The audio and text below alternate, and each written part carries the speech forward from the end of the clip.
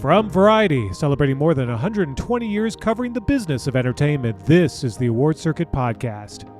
Train Dreams writer-director Clint Bentley reveals a personal connection to the story in his new film. I lost my parents in quick succession, and it doesn't happen as much now, which makes me a bit sad, but especially right after, I would have these dreams, but they didn't feel like dreams at times, and they felt like visitations. And there are a couple, in an odd way, that I believe that I dreamed, and things happen in the dreams where I'm like, it's as distinct as a memory from when they were alive, and as meaningful, and there's really no difference in terms of my emotional connection to those moments. I don't know what to do with that, you know?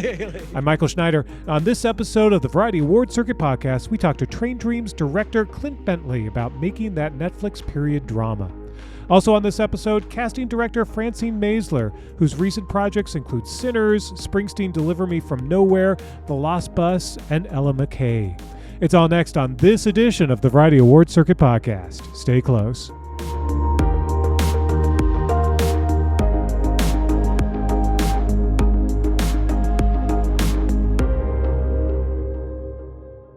Train Dreams is a quietly devastating drama set in the early 20th century Pacific Northwest. The story follows a solitary railroad worker, played by Joel Edgerton, who must navigate personal loss amid the country's shifting industrial landscape. The film premiered at the Sundance Film Festival in January, where it was acquired by Netflix. It has since become one of the best-reviewed movies of the year, currently sitting at 98% on Rotten Tomatoes, and emerging as the little movie that could this Oscar season. For writer-director Clint Bentley, who is fresh off his first Oscar nomination last year for adapted screenplay for Sing Sing, which he co-wrote with longtime collaborator Greg Quadar, who also partnered with him on Train Dreams, there was pressure in translating author Dennis Johnson's words into images. More than that, he yearned to capture the ache of being left behind as the world moves forward.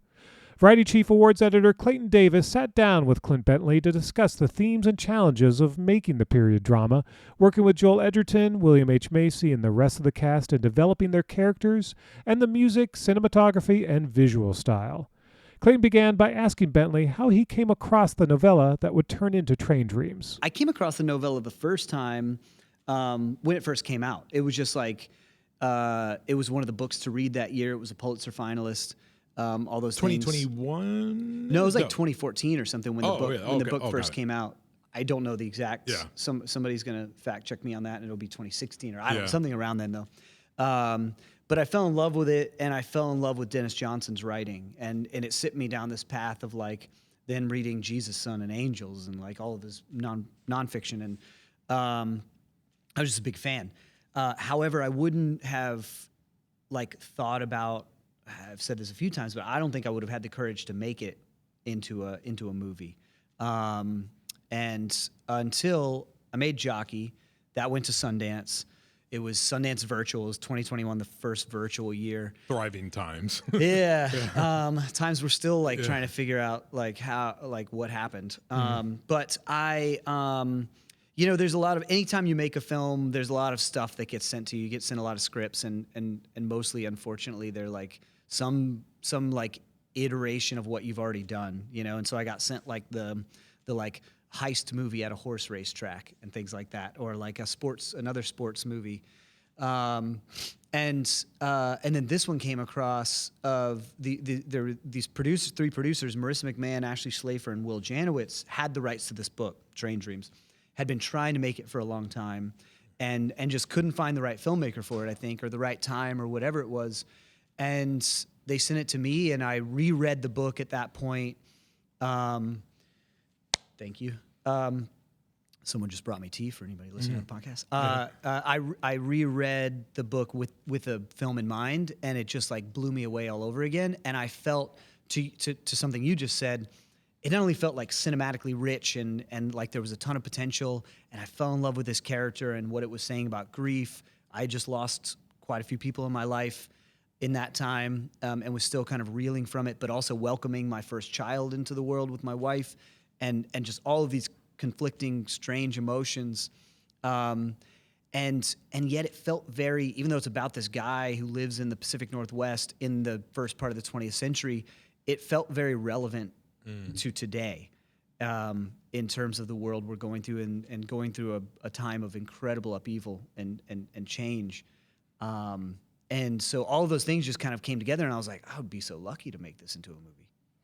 And then when you set out to do that, I mean, it's funny, when I was watching it, I thought of, I was thinking of a lot of Chloe Zhao's Nomadland, a lot, in that, because it really does feel like I was, especially in this time that's very politically divided. And what do you mean? Everything's fine, man. We're good. I think there's always like, there's always this subset of people, or a good amount of people, that feel like they just got left behind as the world was changing. 100%. And the way Joel like conveys that in so little words, and a lot of that I'm sure is in the script, but he's doing so much of the heavy lifting with his body. So shooting that very physical performance that he gives, was that all embedded within the script that you and Greg penned together?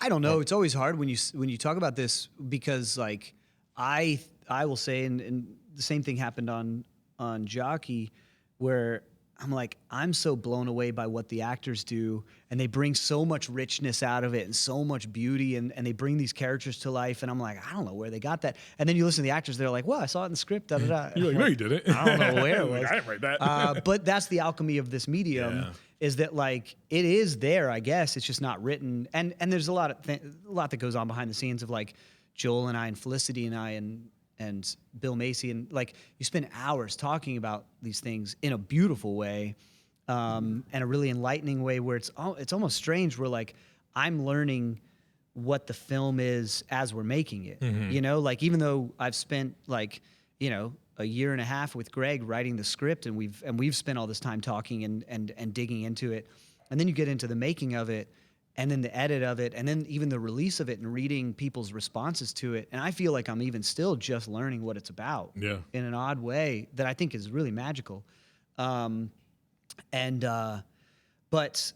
within that, Joel's incredible, and I think does so much. It's really hard to do what he does in a performance like that. Like, it's not big, it's not showy.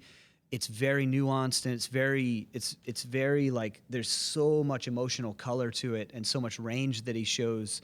And to be able to like have the patience as an actor and have the presence as an actor, to be able to be a man of few words. Yeah. And what I was hoping to portray is like this character, like my father, my uncle, my grandfather, like these men who don't say much, and yet there's something very deep running through them, and they have like they're feeling really big emotions, and yet they say 3 words. Yeah, I would say they are when you ask someone like that in your life, you ask them an answer, and they give you this very profound response, and you're like, didn't know that you've had thoughts like that. Right. It kind of catches you off guard. And sorry if I do this, but I think of a lot of different movies. That's what we do as movie lovers. My journey is always comparing movies to other movies. Joel, when you say that, it's very nuanced. I thought of, he's like this weird blend of Jude Law in Cold Mountain and Jesse Plemons in Power of the Dog. Oh, wow. And like, that's interesting. It felt like this more, like, because he's doing this, because we see him with profound sadness, but then we see him with profound joy, and to the naked eye, that looks like the same person. Like, because he's not like overly emotional person, but he is like grandpa, like he's like grandpa, like that. Just like, he sits there, like he's very simple man. Like I always say, I'm a cheap date. Like, just take me for burgers and fries. Like, he's not looking. He just wants just to chill. But building that, I got to talk about Bill Macy now. Yeah. I love William H. Macy. He's like a legend, and I'm so glad that he, especially in this film, that he has, I don't know, I haven't clocked it, but let's say 16 minutes of screen time. But I remember him. You remember every word that he says. Every word. He's incredible. He's the guy that I want a spin-off movie about. Yeah. Did you find that in the edit, or was it just like on set? You were like, it's oh no, that's with his stuff. Like, the only thing you have to do in the edit is choose like the best take of 8 amazing takes. That's the problem, is and there's so much nuance with it, where you're like, this one's great for this reason and that one's great for that reason. And I wish sometimes I listen to these podcasts and the person goes, oh, they were great, they were amazing, and I'm like, yeah, but tell me something. Yeah, I don't have it, but I will say with him, a couple of things. I was coming in as such a big fan, and with all of this cast, but specifically him, because I grew up, we all did, watching Fargo and Boogie Nights and Magnolia and like all these things where you're just like, oh my God, is Bill Macy coming on? And yet he's so humble and so like thoughtful and generous, and just he's so much about the work.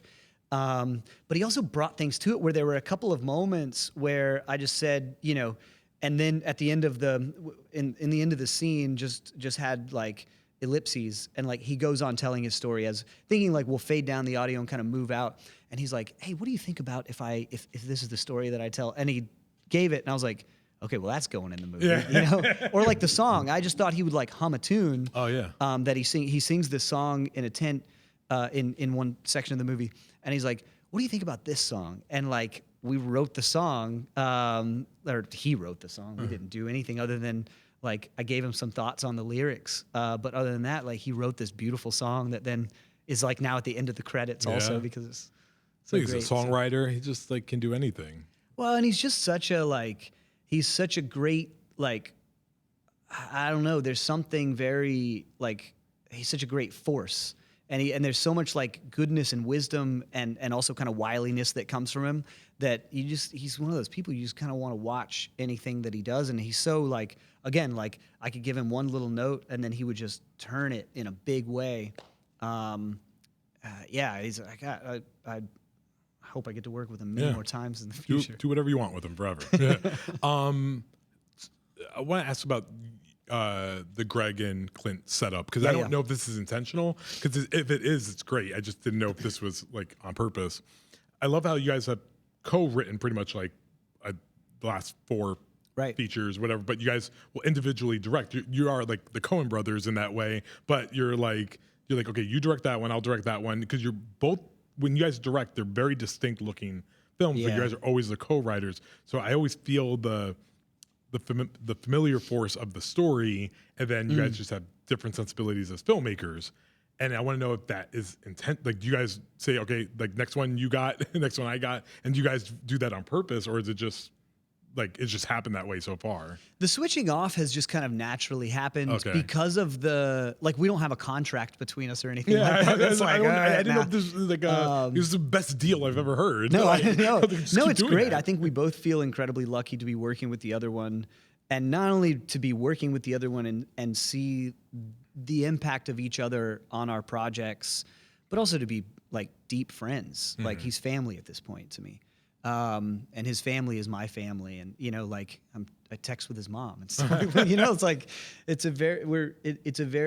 I'm very thankful for the relationship in all of its different forms. I think it's just like the switching off in the past has been honestly like we haven't had a ton of opportunities of like people racing to make our films. No, and so it's like we banded together to make those films. Yeah, 100%. Like I mean, we with Transpecos and Jockey, like we raised the financing for those films like mostly in Texas, like people most of the investors had never made a film before, and it was only with Sing Sing with Black Bear where we finally had an industry financier who wanted to take a leap with us and make a film with us on that front. And so like it just naturally works out that like while one person, because we are distinct directors and distinct filmmakers helping each other out, it's not like the timeline just naturally works out where one person's really locked in on the edit, and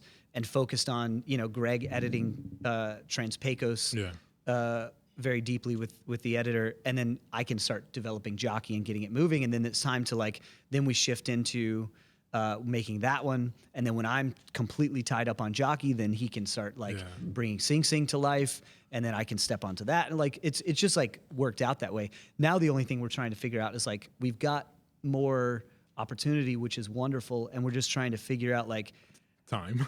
Yeah, time. How do you have enough time to like? We're still trying to like still want to support each other and move each other forward. You know. So you have to get in writing time together now. You have to like Right. and then that part gets tough.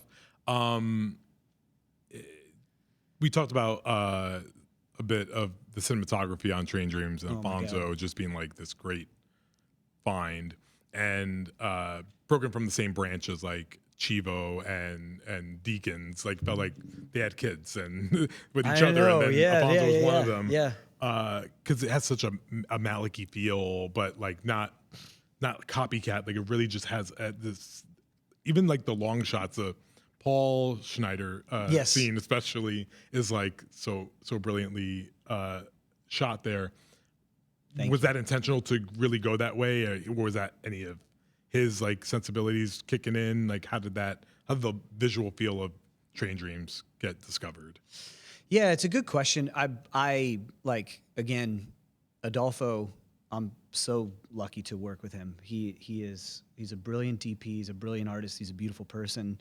And I agree with you. I think he's one of these like rare cinematographers like Robbie Mueller or something that like has their own style as an artist in the cinematography, but that doesn't get in the way of the story that's being told. You know, it's not cinematography for cinematography's sake. Yeah. And that's been one of the joys of working with him, is he like helps the film come to life. But also like he and I have very similar sensibilities where as artists where we're both very nitpicky and very OCD about the details, but then also very open and willing to like throw out a shot list at a moment's notice if the light is coming in a different way, or if there's a breeze blowing up through the trees and you want to get that you want to work that into the scene, or if the actors come in and they're like, listen, I know we blocked it this way, but I really, it feels kind of weird. Can we mix this up? And you go, yeah, that's great, because now like the film is coming to life rather than just like we're executing on a thing. Where'd you guys shoot, by the way?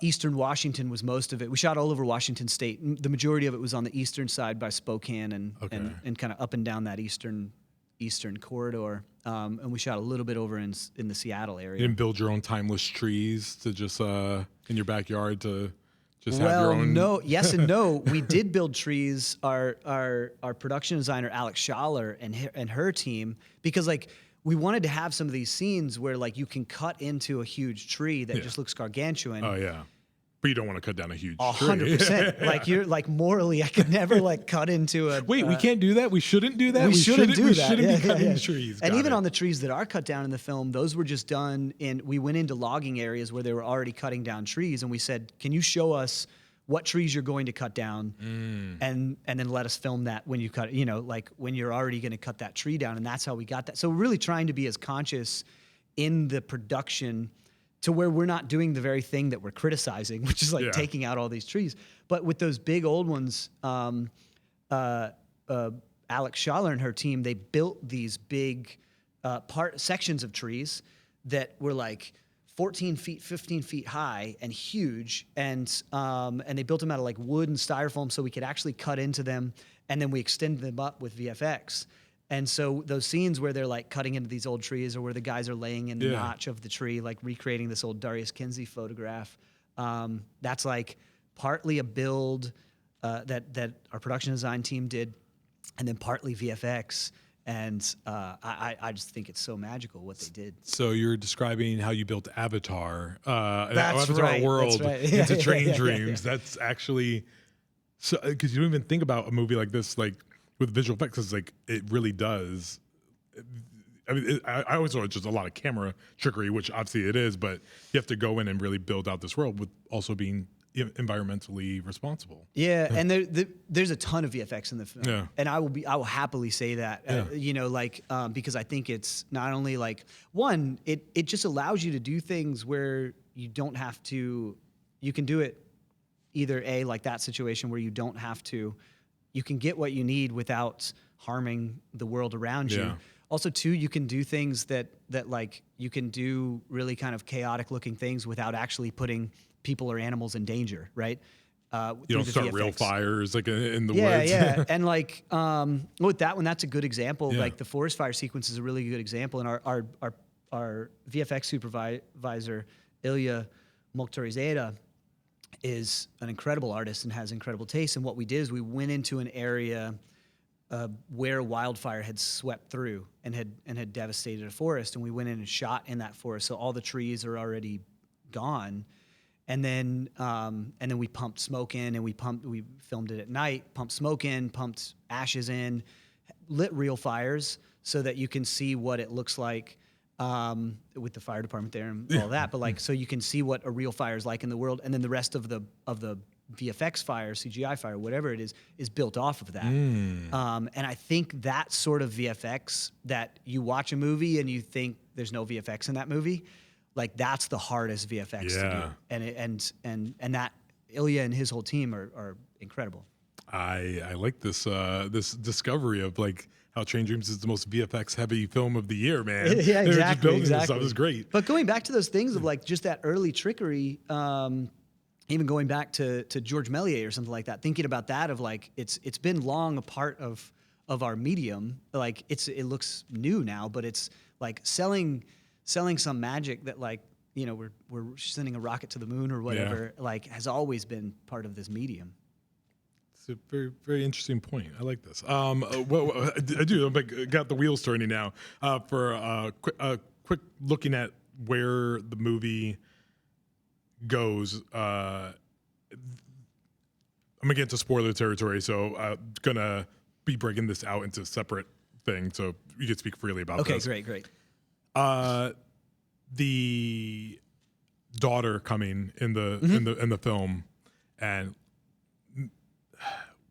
had many arguments with some people who have seen the film. Oh, nice. Where do people land? Like open to interpretation, or is it definitive, or is it like, did that really happen? So I guess we're looking for you to clear up why Clayton is right in this, or that maybe Clayton was wrong. But like, is there a definitive answer of what is happening in that sequence when the daughter returns? I think, yeah, and it's so funny because or in the book, is it laid out? Is that in the book? It is in the book. It's okay. a central moment in the book, and one that's hard to imagine the story without. And I think I treat it the same with the same intention. I think that I found in the book, and I can't ask Mr. Johnson what he thought about it. But what I read from the book, I try and treat it with the same intention. And that's this. People ask this from the time it was a script. Like, did it really happen or not? And it was a really delicate dance with that scene in so many different ways. But one of them is like, if I say it definitively happened, yes, it is real 100%, and this happened, that kills it. If I say definitively, no, it's a complete figment of his imagination, it's only there to like heal some trauma in some way, it did not happen, that kills it, right? And so the honest answer, and this is not to like dodge the question, but it is the honest answer, is a bit like, I don't know. And that's what I tried to like, the voiceover in it says that, where it's like he struggled the rest of his life to wonder if it felt as real as anything else in his life. And I think like, for me, it really happened to him, you know? Yeah. Now, whether it actually happened and a kid showed up and that was his daughter or was not his daughter, or whether he dreamed it, I don't know. But it really happened for him. That's the Clayton answer. I read into it as a very in how you like the intentionally ambiguous. It wasn't a definitive answer, which is my stance on it. But I think of, and again, you always compare it to like real life stuff. I remember, what it made me remember was my oldest brother, we lost him like in 2018. I remember having a dream once that like, it's one of those, like if anyone's ever lost like anyone really close, sometimes you might have a dream that it's so real and you wake up and like it makes you cry because you're like, oh, I saw it, everything was here, and it felt like that to me. That's why I was like, real or not, the experience was real. Whether or not it actually happened kind of doesn't matter. That you smack that to the side. I agree, and I don't. You're hitting on something that I don't say a lot because I don't want to turn these things into therapy sessions for myself. But you could pay me; it's fine. It's $100 an hour. But no, I completely agree. I've lost. I lost my parents in quick succession, and especially it doesn't happen as much now, which makes me a bit sad. But especially right after, I would have these dreams, but they didn't feel like dreams at times, and they felt like visitations. And there are a couple in an odd way that I believe that I dreamed, but also things happen in the dreams where I'm like, I now like, it's as distinct as a memory from when they were alive and as meaningful. And there's really no difference in terms of my emotional connection to those moments. I don't know what to do with that. Yeah. You know? I don't know what to do with this information. I don't know what to do with this experience, but you know it that happens. So the experience is real. What it ultimately is the ambiguity that it's okay. Because I think that happens to anyone 100% all the time. The life is a very strange and beautiful thing, and our subconscious is a very odd being that we're living with, inside of us. It's the reason why the movie's called Train Dreams, right? Yeah, right. It all comes back to the main title of the movie. But yeah, thank you for sharing that. I'm glad. Well, thank you for sharing that. Ergo, Clayton was right, and everyone that's listening to this That's know the that. whole point we're trying to get around to. All right. Last question for you. The music is such an integral part. Oh, man. And the song that is now at the end is, especially going with Nick Cave and Bryce, the reason why is also, music has been, I thought about this like only recently, how music has played this very strange role in Greg and yours films, but never, like, it's not the loud part that everyone always talks about. Right. People fall in love, and I get why, the stories that you guys create, but I felt that music has always been this like unsung hero of your movies, and I wanted you to just talk about like why I think the music in weird ways is the most powerful part of this film that I don't think people have talked about nor are ready for when they see it. Which is, I think, one of those things kind of like when we were talking about the VFX where it's almost invisible. And if it is linked in, now this isn't true for everything because there's a lot of great films where the music is very front and center and sticks out. And you're like, that's amazing. It's an amazing score. But like Bryce is brilliant and such a brilliant composer and such a thoughtful composer that like it weaves in. And I think what you're speaking to is like, I can't think about the DNA of this film without it. And it lifts it up into it. You've got all of these different disparate elements, the cinematography and the acting and the writing and the voiceover and da-da-da. And yet you put that score in it and it just glues it all together and like is kind of the like, if we've built this little homemade airplane and we're in a field pedaling to try and get it off the ground, his music is the wind that kind of picks it up and puts us in the air. And I remember, I think you're right about like, I can only speak from my side as a director. I don't want to speak for Greg. He'd probably feel the same, but like, I remember on Jockey, like going into the edit, I was like, it's going to have no score. It's going to be very like, it's going to be like No Country for Old Men, that approach and very neo-realist and just no score at all until like a couple moments. And then it didn't work. And I found that like, actually like his score did the same thing on that. And that's where I learned, I don't know, just like using that as a tool and building it through. And I think what I love about Bryce is like he's classically trained, but also has this avant-garde kind of mindset. And so we can do things where we can have like, there's a moment in the movie where it's just him playing a beautiful little guitar piece and it just feels very like, it feels like a beautiful little family moment. There's big, like when Grenier goes back to the woods to try and log again. It's this big kind of operatic like score that like it feels like a classical composition. It feels like a movie from the 40s for me. And then when the fire is happening, we just kept putting more noise in there and more kind of disjointed elements to where it almost feels like feels very avant-garde, like just listening to it. And I think the fact that he can do all of that and do it well is astounding. And then Nick Cave at the end, like we thought about a song, and it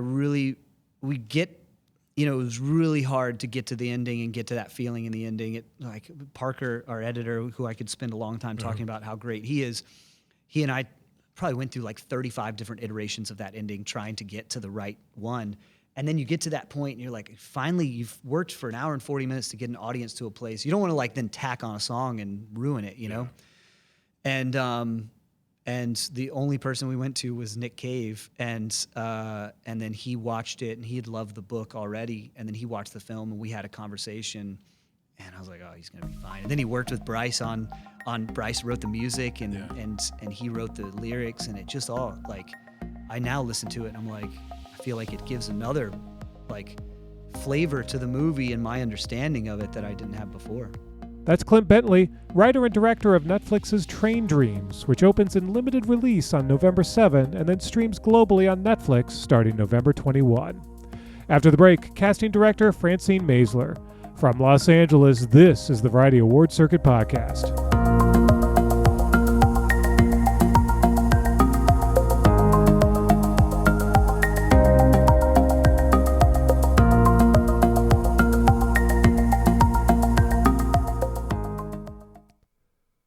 And we're back. It's the Variety Award Circuit Podcast. I'm Michael Schneider. Francine Maisler has worked on more than 70 feature films and is a recipient of 15 Artios Awards from the Casting Society of America, including for Marriage Story in 2020 and Don't Look Up in 2021. Besides working with director Denis Villeneuve on Dune Part 2, Dune, Arrival, and Sicario, her other films include Tree of Life, The Revenant, and Birdman. In 2022, she won a Primetime Emmy Award for her work on HBO's Succession. This season, Maisler's work is everywhere, including Sinners, Springsteen Deliver Me From Nowhere, The Lost Bus, and Ella McCay. Variety's Jazz Teinke recently spoke to Maisler about her prolific career and also the fact that the Oscars this year is introducing a new competitive category for Best Casting. Jazz began by asking Maisler what it means to her for casting directors to finally be recognized at award shows like the Oscars. I personally am not somebody who likes the attention or being in the spotlight. It's not why I do it behind the scenes, but I do think that being recognized by the Academy with this possible award for casting directors, with this award for casting directors, is, I must say, long overdue. I think the contribution that casting directors make to a film is an integral part of a film, and it was hard fought road by the community, and I think I'm thrilled and proud to be part of it, and who knows whether I'll be nominated, but I applaud my whole community and it getting recognized. Yeah. I love that. It is, and I agree with you, it is so long overdue. At the top of the intro, I mentioned one film, Sinners, which is, people really loved this film. People loved Miles Caton's performance. Ryan Coogler delivering another incredible movie. Talk about working with Ryan, and what did he tell you as far as what the film would be and casting? Well, I don't know if this is of interest, but I worked with Ryan. I had seen Fruitville, and they asked me to meet this wonderful young filmmaker for the movie Creed. And because I had seen the movie and loved it, I gladly went over and met him. And then I remember meeting him on a stage, and immediately I just said, whatever you're going to do, I want to do. So it started there, and we worked so well together on Creed. And then I got a call. So then he went on to the Marvel world, which Marvel uses a wonderful casting director on all their films, and so I wasn't able to keep working with him on those two, which made me very sad, but I understood. And then I got a call. It was maybe 23, and I picked up the phone. He said, "Hey, I'm thinking of doing this little tiny movie, low budget, and would you want to do it?" And immediately, what we need is a search for a young man who can play the blues, who can sing, and I don't have a script yet. I just kind of have an outline of what I'm looking for. So the beginning was the search for Miles. Wow. Tell me about finding Miles and how that all happened. I mean, we know that he was playing back, he was playing with her on tour. But that's, none of us knew that before. Right. We never knew the opening act for her was this kid Miles. Right? I don't think anybody knew Miles before Creed or knew the opening act. Yeah. Maybe you did, but we certainly didn't. But we first, what happens when I start a movie is I panic. Think I can't do this even after all this time, and how am I going to accomplish this? And then you dig in, and we talked about the casting process, and each film is different. So it was very specific, and it was far-reaching, and we put out calls and breakdowns and talked to people. I mean, we were talking to blues clubs in Atlanta, anywhere we could think of. We schools, everything, and we welcomed any tape of, singing a song, saying hi, and then so we thousands of auditions came our way. And then one day we see this young man in this kind of dark room just playing the guitar, and that voice comes out of him. And we decide to fly him to L.A., and then he came in the room with Michael B. and Ryan and myself, and he sang. I'm sorry I don't remember the song that he sang, but we all kind of looked at each other, and I'm not a very religious person, but I just said, man, if there's somebody up there, he's channeling something through this kid, because it moved all of us. And if one other thing I could say about Miles, if we're on that, is he's such a beautiful, honest, truthful. There's just not a false move. As a person, he comes from parents who are gospel singers, and in a way, I see him as Ryan. In a way, that I see Ryan in Miles, because Ryan is one of the most truthful, soulful, not a false moment, he's just this amazing spirit. And so I kind of see the two of them connected. Does that make sense in some way? It gives me chills thinking about it, because they really are such beautiful human beings. Yeah. Oh my gosh. I love that. And I love the story of Miles. What is it like when you've got a film like Sinners and you see this reception and everybody is praising this, this incredible performance, not just to focus on Miles, but he's one of your discoveries. I don't look at my work that way. Okay. I honestly, I'm not being humble. I take a deep breath and I think, oh, thank God I was able to, help Ryan, because the one thing Ryan did say to me is, this is a very personal story.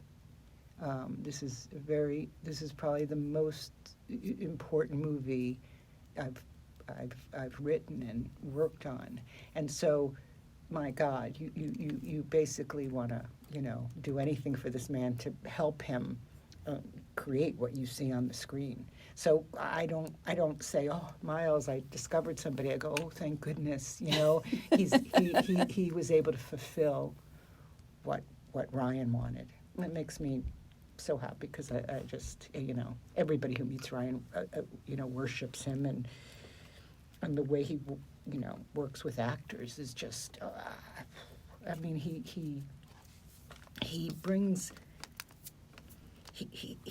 everybody wants to just jump off a cliff, for Ryan, and he just gives them the wings to fly, when he just, like Jamie Lawson, if it's okay, I don't mean to keep... Yeah, no, I go for it. But Jamie, had been in little parts, and we believed in her in our office, and she would, and then she came in for Ryan, and like the only way I know how to put it, Jazz, is he sees the actor, not just a part of them or he sees their potential. Yeah. And he just brings out the best. If they need to be sensual, he brings that in them, and there's such trust on a Coogler set that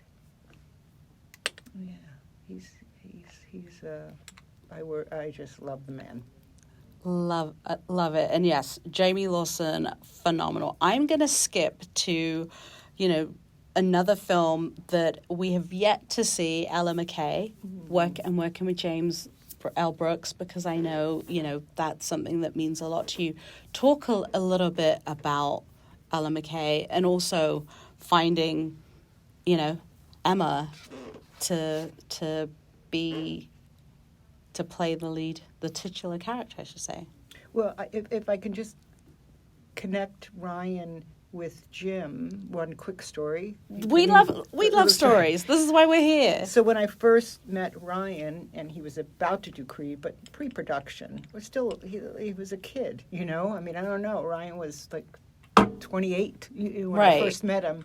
I was having lunch with Jim Brooks, and Ryan called me, and I said, "Oh, can I call you back? I'm having lunch with Jim." And he goes, "James L. Brooks, really? You're having, And I go, "Well, you want to come join us?" And he goes, "Sure." So he whips over in his car. He parks in the red or wherever on that, and he gets out, and we have like a little lunch together. And he leaves, and Jim says, "You think he'd play this part in and this is years before we did Ella McCay." He said, "You think he might, he's so soulful. Maybe he could be one of the FBI agents." And so that's my little connection where I love introducing people. Yeah. Because sometimes filmmakers don't get a chance to meet each other. So Jim, who I've worked with forever, one of my dearest friends, who I learned from, who I've learned everything from him.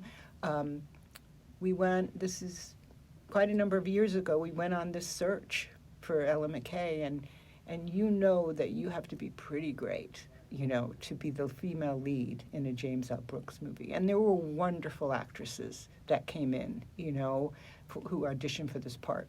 We had seen Sex Education, and we were in London, and we searched in London, we searched everywhere, and Emma just stood out ultimately as the person to play the part. We actually thought maybe she was a little young at first, but then she came in again, and also was she too pretty, to be honest? Right. She's a beautiful woman, but we told her to just, we actually, I think, told her when she came back to strip off all of her makeup, and then she was still gorgeous when she was like, but she auditioned, and I think she's gone on to cast her in Narnia for Greta, and for J.J. Abrams. I think he's working with her, and I think she went through boot camp with Jim Brooks, that she'd never had on the TV series. And so I think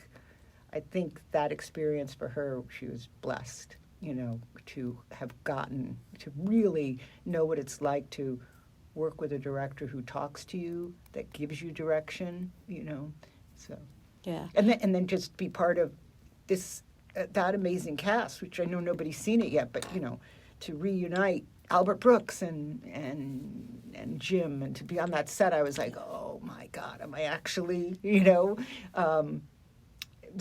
a room with the two of them together, and Julie Kavner and Jamie Lee Curtis, who's just like this life force that we all didn't know, who brought us all together. Oh my God.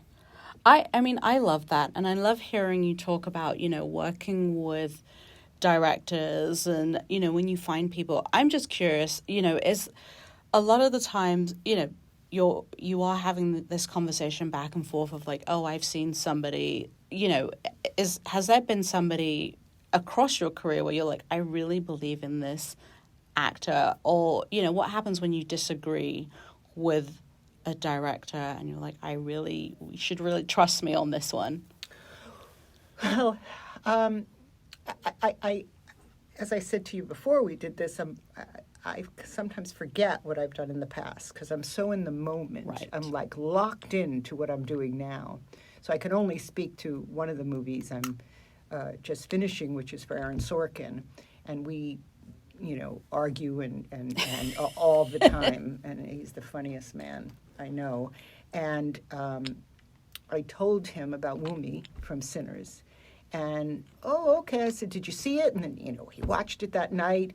And then he said, oh, okay, she's she's British though, right? She's not American. I go, yeah. But we need to hire her for this role. And then he goes, okay, well, usually I do what you say, but, let's meet her tomorrow. I said, okay, I'm just telling you, we're going to offer this to her tomorrow, whatever you think. And, you meet me and you're just in love. And I bowed to her as an actress. She's just magnificent. It was so, she's not only a great actress, which those who know her work, but she is sexy. And Ryan brought out this sensuality in that movie. I mean, there's so many things to talk about in Sinners, but brought out this, like Jamie, that's what I mean. He lets them fly. Yeah. And he sees them as a person, and he sees and talks to them as what he can, bring, what he can put on the screen and show themselves. Yeah. And not hide behind anything. Yeah. No, Wumi is so phenomenal too. And I mean, as you said, there's so many films, Springsteen, Deliver Me From Nowhere, Matthew playing young Bruce Springsteen. Oh. I mean, did you see him at the premiere where he got to meet Bruce? Incredible. That joy.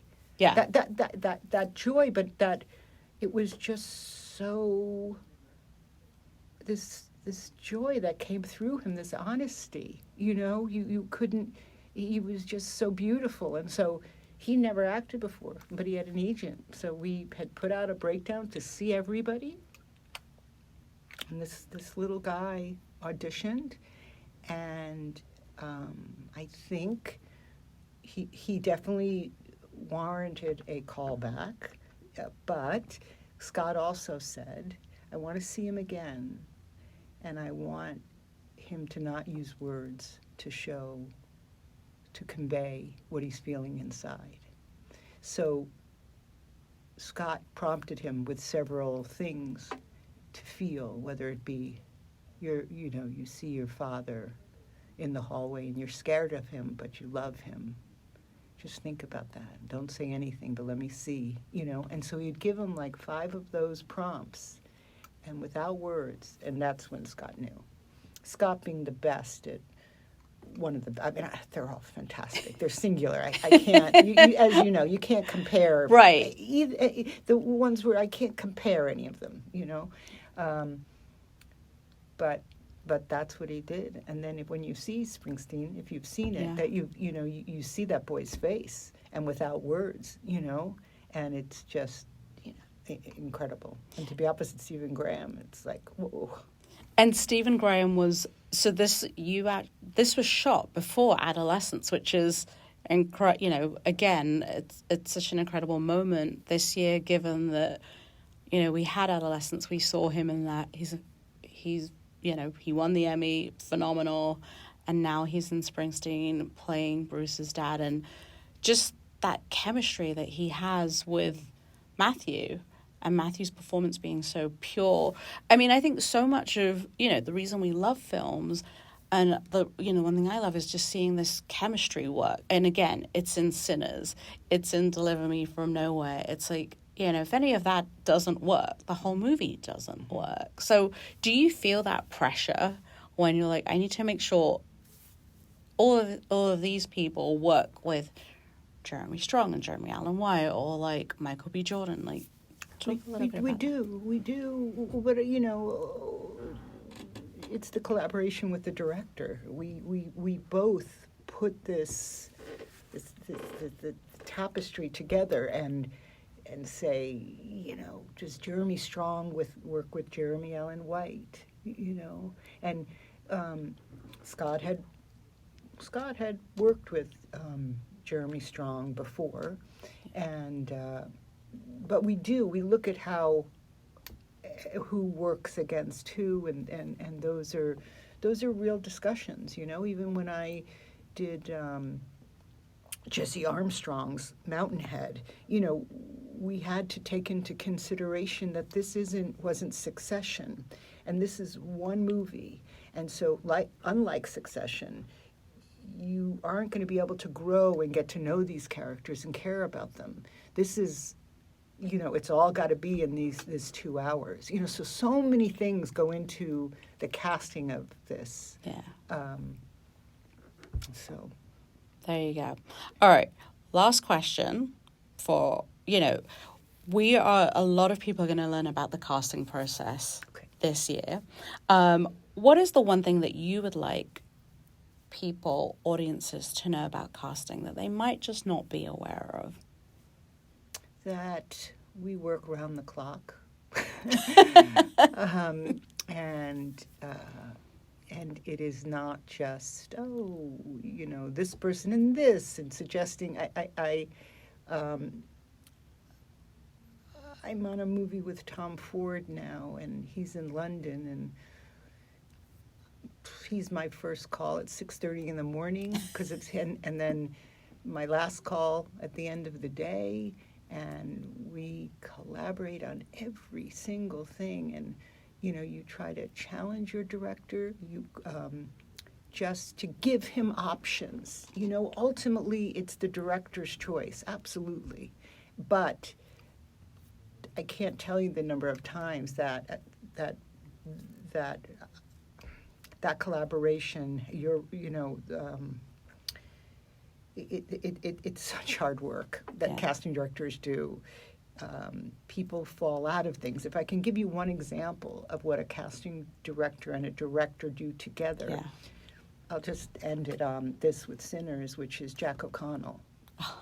So Jack, I knew I cast for Angelina in Unbroken, and if you ever get to meet Jack, he's one of the most charismatic human beings, and you're just charmed and want to do whatever he says. But Jack wasn't able to get a visa for a long amount of time to work in the States. And I think Jack was one of Ryan's first choices for this. But we had to keep saying to Ryan, this visa issue, we don't know if you're going to get it in time. And also one thing, a casting director, I think myself, my office, we were able to offer to Ryan is we saw a piece of film where Jack was singing on some show in London doing Johnny Cash. And so we brought that in to show he could do this. Instead of, it wasn't just an audition. When we suggested Jack, we said, oh, look at this. you know, because how would you know Jack O'Connell could sing and dance? Right. And when he did Unbroken, he did an interview with Miyavi, the lead, and the two of them were singing and dancing on a show. So the point of this, though, and it comes back to Ryan, which is 2 weeks before we were going to start production, he didn't give up, and he waited till Jack got that visa. And that's how Jack got the movie, because of Ryan holding on and believing that he would make this happen. And why that's so special, because I was on a movie recently where there was an actor from another country, and we were 7 weeks before, and they said, no, you're not going to get the visa, and you have to move on, and we moved on. That's casting director Francine Maisler, whose current credits include Sinners, Springsteen, Deliver Me From Nowhere, The Lost Bus, and Ella McCay.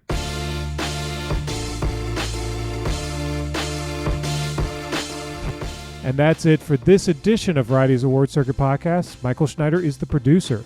Be sure to subscribe to the Award Circuit Podcast on Apple Podcasts, Spotify, or wherever you download podcasts. Also, head on over to Variety.com and click on the Award Circuit tab to find the latest awards predictions and key races, as well as your daily fix of news, analysis, and reviews. For Jazz Tanke, Janelle Riley, and Clayton Davis, I'm Michael Schneider, and we'll see you on the circuit.